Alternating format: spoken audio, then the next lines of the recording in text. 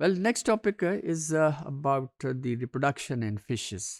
अच्छा, इससे पहले हमने कलेक्टिवली वर्टिब्रेट्स के अंदर ये मुख्तलिफ स्ट्रेटजीज देखी. अब हम वन बाई वन फिशेस के अंदर, एम्फीबियंस के अंदर और बाकी एनिमल्स के अंदर वन बाई वन देखेंगे.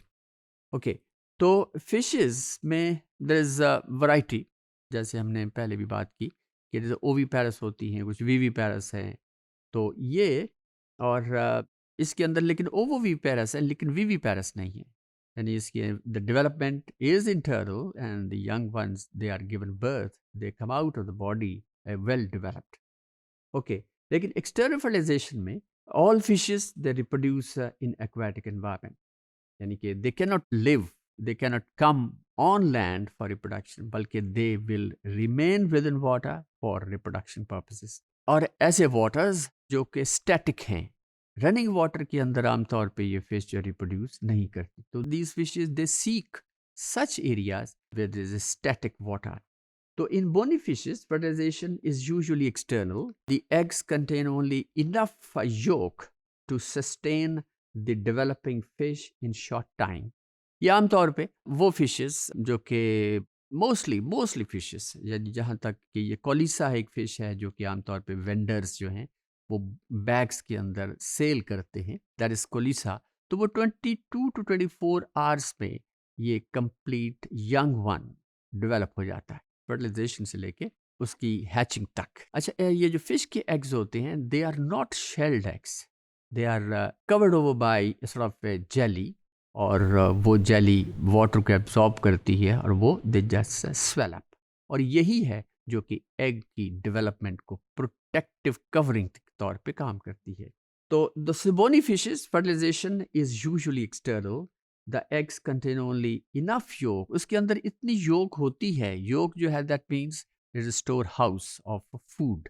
तो जब फर्टिलाइजेशन के बाद द एनिमल द एग या जो fertilized cell है, the fertilized egg है या nucleus है, which has become diploid, it will divide mitotically to form a sort of a cap, a cap-like structure onto the top of the yolk. और फिर जैसे जैसे development होती है तो yolk के अंदर जो food है that is absorbed by the young embryo. Now after the yolk is consumed, the growing fish must seek food. और by the time yolk consume हो जाए, बाय द टाइम कंज्यूम हो जाती है, तो फिर ये जो एग है वो हैच कर जाता है और उसमें से एक जैसे साइन ऑफ इंटेरोगेशन है उसी शक्ल का एक एम्ब्रियो, एक young one it comes out. और उस वक्त उसके पास योक बहुत थोड़ी रह जाती है और by the time it is consumed completely, फिर उसके बाद माउथ भी उसका बन जाता है and then it starts taking food from outside.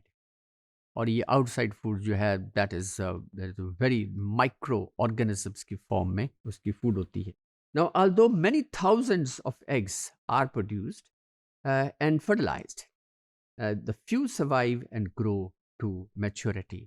और जैसे हमने पिछले मॉड्यूल के अंदर बताया, एग्जाम्पल के तौर पे ये कॉड फिश है जो कि तकरीबन 5 मिलियन एग्स एट ए टाइम वो ले करती है.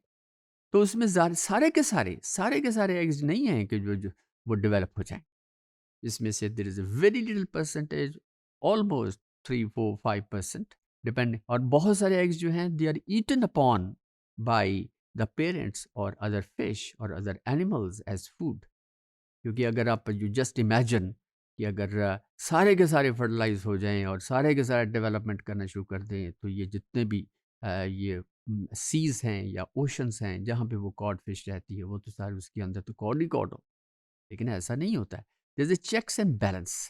तो वो एनी फिश जो कि ज़्यादा प्रोड्यूस करते हैं एग्स, उनके अंदर उनकी मोर्टेलिटी भी बहुत ही ज़्यादा होती है और सर्वाइवल हार्डली 2 3 4 5, मैक्सिमम आप समझें कि 4%.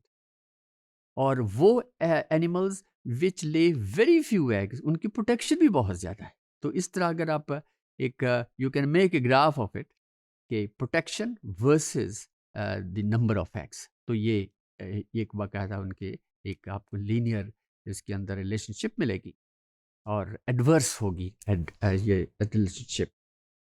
Now some come to fungal and bacterial infections, क्योंकि ये जो eggs which are laid down और ऐसे वो बिल्कुल क्रिस्टल क्लियर वाटर में तो आमतौर पे नहीं होते, वहाँ पे बैक्टीरिया भी होते हैं, लेकिन वो ऑक्सीजनेशन होती है वहाँ पे। लेकिन वहाँ पे मोस्ट ऑफ द एग्स या तो वो eaten, they are used as food by the other animals, और उनकी फंगल अटैक हो जाता है या बैक्टीरियल अटैक हो जाता है, इस तरह वो बिल्कुल ज़ाया हो जाते हैं, उनकी डिकम्पोजिशन हो जाती है। Now, to assure reproductive success, the fertilized egg develop rapidly. यानी कि इसमें ये भी एक स्ट्रैटेजी ही हुई ना, कि जो भी सरवाइव करता है वो बड़ी तेज़ी से ग्रो करता है, ताकि वो जो अटैक्स को ओवरकम कर सके, वो बच सके एनिमल्स के from the attack. So, to assure reproductive success, the fertilized egg develop rapidly and young achieve maturity within a short period. Within a short period.